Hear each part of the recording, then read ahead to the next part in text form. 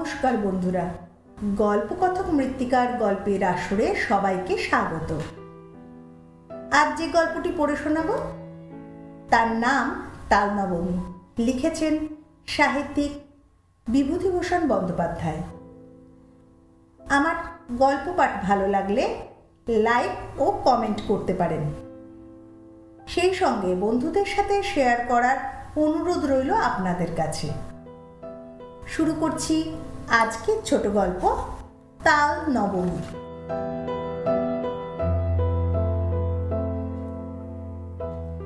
ঝমঝম বর্ষা, ভাদ্র মাসের দিন। আজ দিন 15 ধরে বর্ষা নেমেছে। তার আর বিরাম নেই, বিশ্রামও নেই। ক্ষুদিরাম ভট্টাচার্যের বাড়িতে আজ 2 দিন হাঁড়ি চড়েনি। ক্ষুদিরাম সামান্য আয়ের গৃহস্থ। জমি জমার সামান্য কিছু আয় এবং 2-4 ঘর শিষ্য যজমানের বাড়ি ঘুরে ঘুরে কায়িক ক্লেশে সংসার চলে। এই ভীষণ বর্ষায় গ্রামের কত গৃহস্থের বাড়িতেই পুত্রকন্যা অনাহারে আছে। ক্ষুদিরাম তো সামান্য গৃহস্থ মাত্র।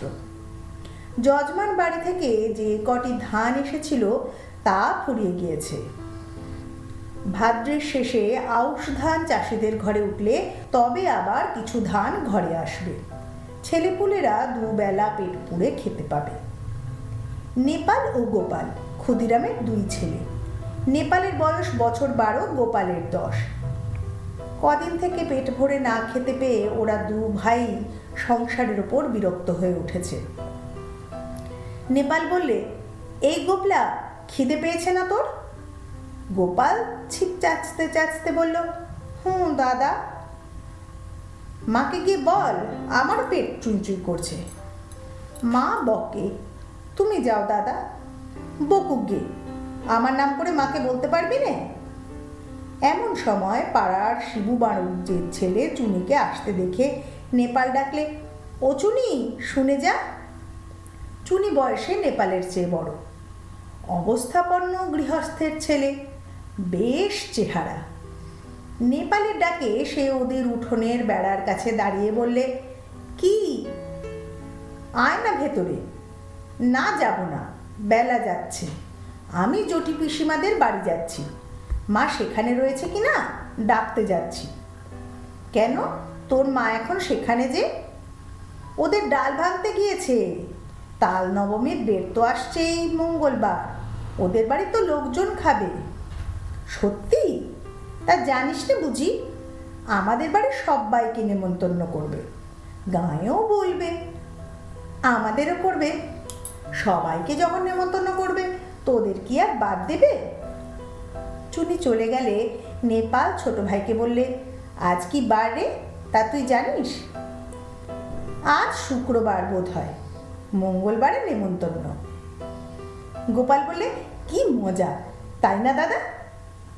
চুপ করে থাক, তোর কোনো বুদ্ধি শুদ্ধি নেই। তাল নবমীর বের তো তালের বড়া করে, তুই জানিস? গোপাল সেটা জানতো না। সে দাদার মুখে শুনে খুব খুশি হয়ে উঠল। সত্যি তা যদি হয় তবে সে সুখাদ্য খাবার সম্ভাবনা বহু দূরবর্তী নয়, ঘনিয়ে এসেছে কাছে। আজ কি বার সে জানে না। সামনের মঙ্গলবারে নিশ্চয় তার আর বেশি দেরি নেই।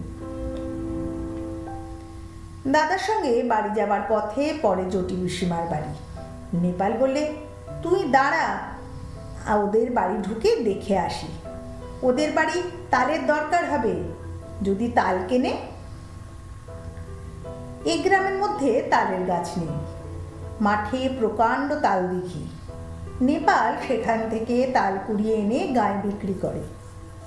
জটি পিসিমার সামনেই দাঁড়িয়ে।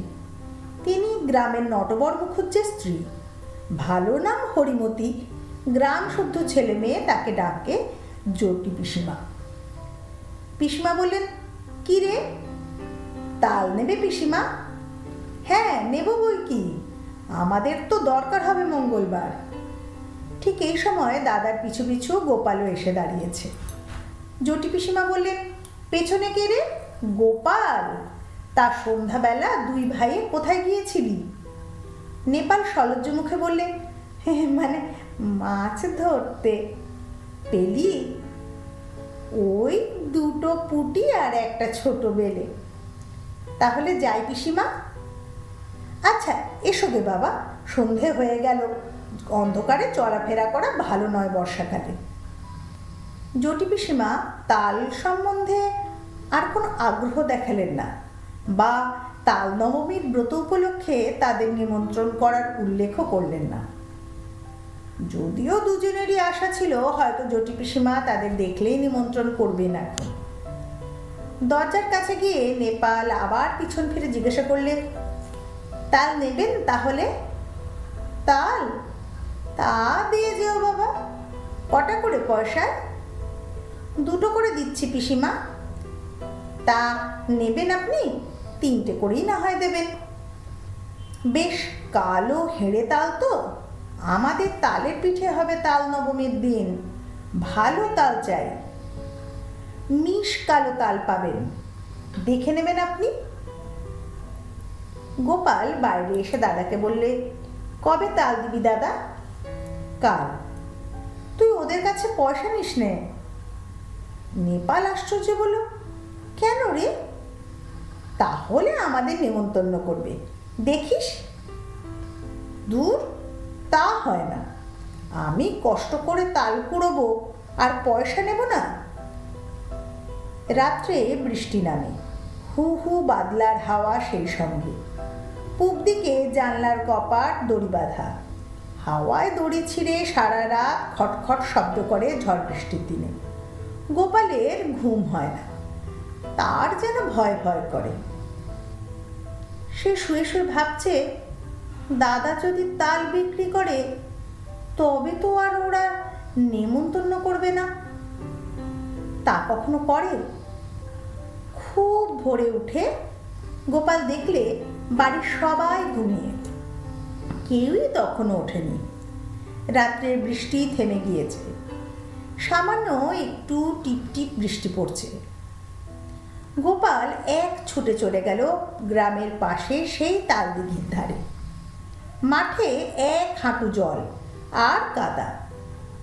গ্রামের উত্তর পাড়ার গণেশ কাওড়া লাঙল ঘাড়ে এই এত সকালে মাঠে যাচ্ছে। ওকে দেখে বললে, কি খোকা ঠাকুর, যাচ্ছ কনে এত ভোরে? তাল কুড়োতে দিঘির পাড়ে। বড্ড সাপের ভয় খোকা ঠাকুর, বর্ষাকালে ওইখানে যেও না একা একা। গোপাল ভয়ে ভয়ে দিঘির তালপুকুরের তালের বনে ঢুকে গেল তাল খুঁজতে। বড় আর কালো কুচকুচে একটা মাত্র তাল প্রায় জলের ধারে পড়ে। সেটা কুড়িয়ে নিয়ে ফিরে আসবার পথে আরো গোটা তিনেক ছোট তাল পাওয়া গেল। ছেলে মানুষ, এত তাল বয়ে আনার সাধ্য তার নেই। দুটি মাত্র তাল নিয়ে সোজা একেবারে জটি পিসিমার বাড়ি হাজির। জটি পিসিমা সবে মাত্র সদর দরজা খুলে দোরগোড়ায় জলের ধারা দিচ্ছেন।